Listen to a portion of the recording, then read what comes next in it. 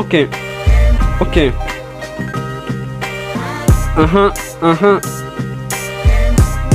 Le son.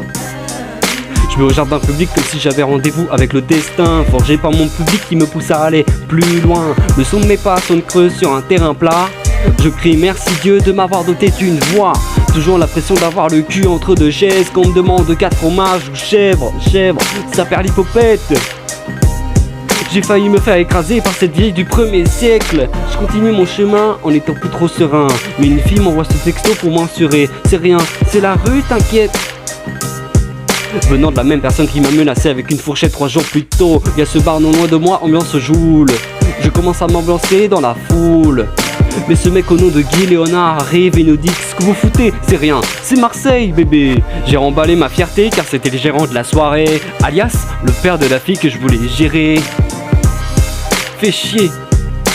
Elle n'était pas si conne pour une meuf en silicone. Le lendemain je vais au marché pour essayer de la retrouver. Dans ce tas de gens qui sont là pour tout sauf acheter. J'entends en loin 45 € le kilo d'artichaut fumé. Retrouve la parole en criant escroc.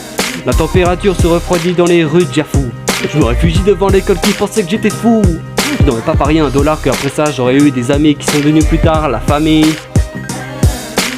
L'odeur de l'huile se fait ressentir depuis l'Antalya Kebab. Est-ce que la belle Sémia se rappellera de moi? Toutes ces questions que je me pose avec supplément pita. Sur une table Ikea qui coûte un bras. Je descends au Happy Cash, je revends ma machine. Je chope l'album de SCH pour le donner à ma cousine. Et un extrait de la Bible pour Poutine. Une drôle d'odeur me fait dire que je suis pas loin de Nocibé. La caissière a fait tomber un rayon de flacon sur le sol mouillé, qu'elle a toujours pas nettoyé en espérant que ça fasse son petit effet sur ceux qui n'ont plus de monnaie. Je prends le bus numéro 5 direction Place Carnot. On est jeudi soir, nouvelle animation au château. Sur place avec Gatien, on voudrait savoir si c'est un Hellfest ou un blind test. On aura peut-être la réponse si on reste.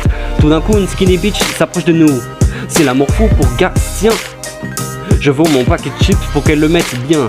Elle retire sa veste Jaguar, on part loin. On essaie d'oublier ce moment en cherchant quelque chose à manger. Je m'approche de ces tentes de réfugiés qui manquent de s'écrouler. 8 € la crêpe, je lui jette un œuf dans la gueule en lui disant que j'ai la même pour moins cher à la bonne Franck-Crêpe. Sur le chemin du retour, je fais le malin en marchant près du rond-point. Appel de phare insistant, on me klaxonne.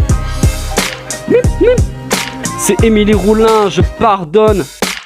Elle me demande si tout va bien, je lui demande de même. Elle me répond que oui, mais seulement si tu me réponds à une question.